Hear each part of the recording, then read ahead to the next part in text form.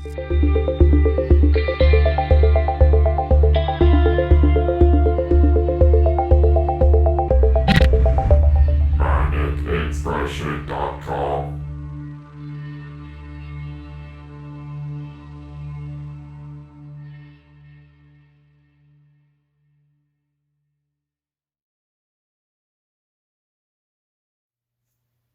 And I am back in front of the DVD shelves. It feels good to be home.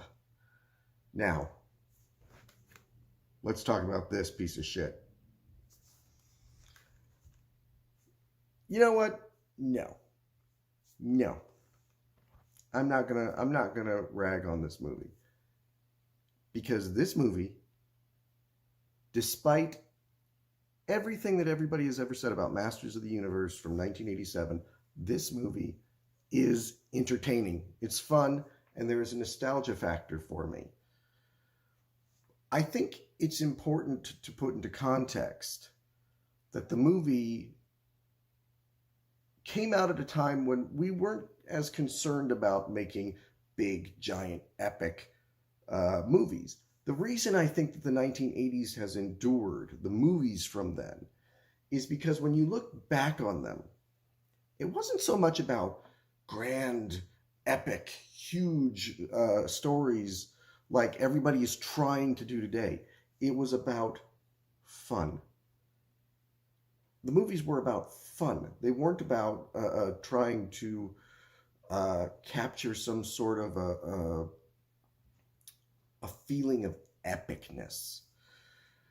Movies from back then, Back to the Future, Ghostbusters, the Indiana Jones movies, Goonies and Gremlins and all those movies, it was always about, let's give the audience a thrill ride. Let's give the audience something that they can go into and sit back and relax and have fun with. And Masters of the Universe is no different. Now, you could argue that it's less successful than other movies from that era. But, compare it to what we're going to get when the inevitable reboot happens.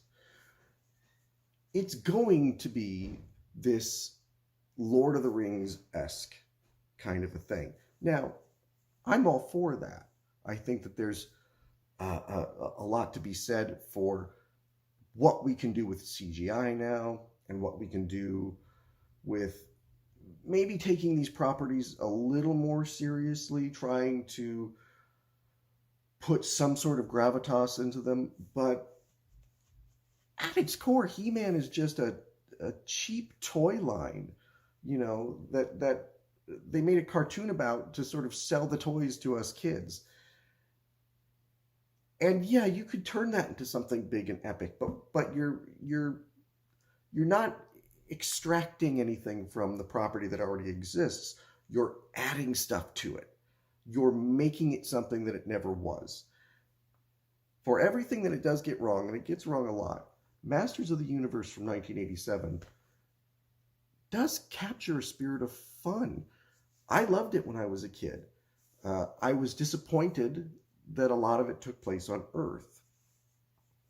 The plot of the movie is that Skeletor, played masterfully by Frank Langella, has taken over Castle Grayskull. He has won the battle against He-Man, played by Dolph Lundgren, and his cohorts. But He-Man has managed to get hold of a cosmic key, and this lets him escape to another world, and the world happens to be, of course, Earth that he goes to. And that's where the movie does fall short. We get stuck in this, kind of sappy melodrama with Courtney Cox having lost her parents, and she's a teenager, and she's gonna move away somewhere. I don't even know that it's ever said where, because she has to get away, and her boyfriend doesn't want her to leave, and it's all this stuff that you're like, why is this in a He-Man movie? Even at 7 years old, I was like, what's going on? Where's Stratos? That's where it's disappointing. But I mean, as you can see, I do own it on Blu-ray, and this was a movie that I was very curious about. If I would have those feelings of nostalgia, if I would still be invested in the story as an adult. And you know what? I was. The action is cheap. It's Canon Films. They did not spend a lot of money on this. But it actually isn't bad. They pull off a lot of pretty good stunts. The action is serviceable. Um, you got Dolph Lundgren back when he was sort of in peak physical condition, swinging a giant sword around, not allowed to kill anybody, which, again, I think that's maybe the difference between then and now. Back then, it was like, well, He-Man can't kill. That was Mattel's big caveat with Canon Films. He-Man doesn't kill. He can't kill anybody. But he's a barbarian with a sword. That, I'm sure, tied their hands a little bit and made it kind of difficult to... I think that's why Skeletor has what looked like stormtroopers, and I think they're supposed to be robots. That way He-Man can hit them with the sword and it's okay. But I was never really sure that they were robots. But anyway, I'm sure we'll get this big epic movie where He-Man's got the giant sword and he's cutting people down. And yeah, there'll be some satisfaction there. It'll be a lot like when I think of, the Dark Knight movie or Logan, taking these characters from when I was a kid and putting them into these very mature, R-rated, not in the case of the Dark Knight, but in the case of Logan situations, having Wolverine just slice people up. He never did that in the comics, is the thing. There was never a whirlwind of blood everywhere that Wolverine went. The Joker would squirt acid from his lapel, or he would have a big mallet that he would hit you with when I was a kid.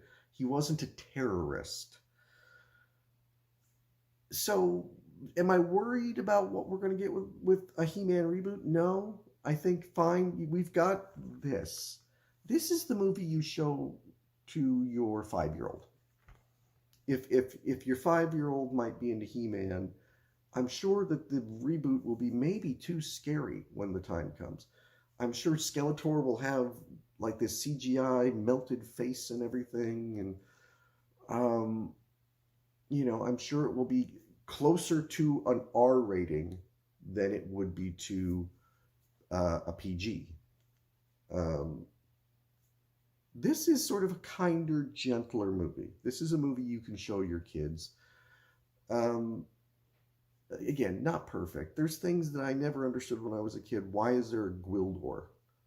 Why wasn't he Orko? I mean, granted, they didn't have the technology at the time to make like Orko floating around and everything, but just call him Orko.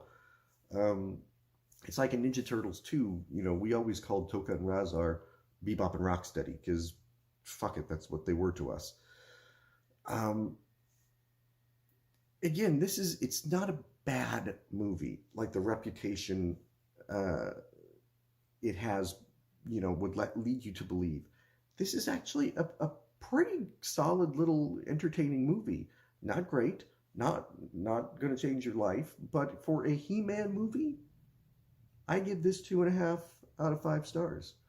Again, not a great rating, but is it something that every few years I could pop on, turn my brain off, and sort of travel back in time to when I was a little boy watching it for the first time?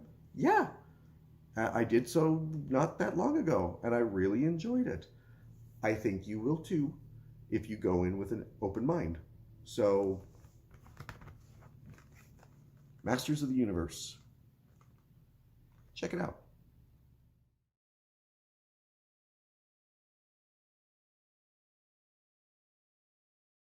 The worlds.